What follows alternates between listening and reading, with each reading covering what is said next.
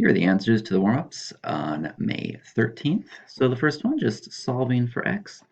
3x minus 4 equals 1 minus 2x. And the first thing we want to do is make sure we get all the x's moved to the same side. So I'm going to take the minus 2x's and add them to both sides.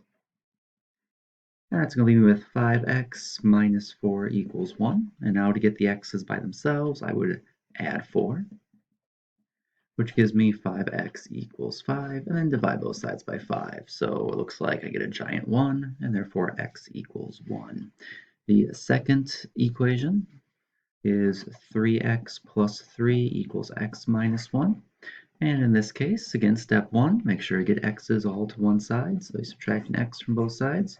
2x plus 3 equals negative 1. Remember to bring that negative down with the 1. And then to get the x's by themselves, we would undo the plus 3, subtract 3 from both sides, and then divide both sides by 2. So if I simplify this, which is the correct answer, I would also get just negative 2 as my solution.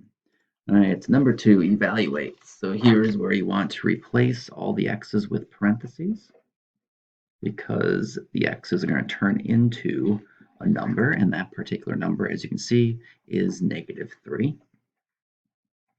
And then we just solve this using correct order of operations. So if I were to circle the terms, remember plus or minus signs separate the terms that are not in parentheses. So this second term, 4 times negative 3 is negative 12. This one, we do the exponent before we multiply. So negative 3 squared, that's negative 3 times negative 3, which is 9. And then do times 2.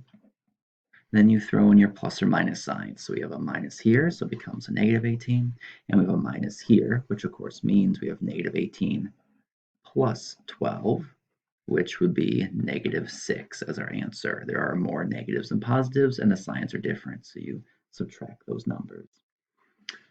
And then number 3, it says simplify. So again, with dividing with exponents. So the first one, we have 5 to the second power divided by 5 to the second power. And the shortcut for doing this is to take the exponents and subtract them. Well, 2 minus 2 is 0, and anything to the power of 0, with the exception of 0 to the power of 0, is equal to 1.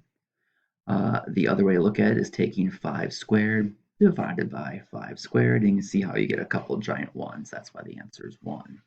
The second example I gave for you is 4 to the 5th divided by 4 to the 3rd, and the shortcut would just imply because the bases are the same, you subtract the exponents and you get 4 to the second power. If you did it the long way and write out 4 to the 5th power divided by 4 to the 3rd power and make your giant 1s, you can see that you have 2 4s left, or 4 to the second power.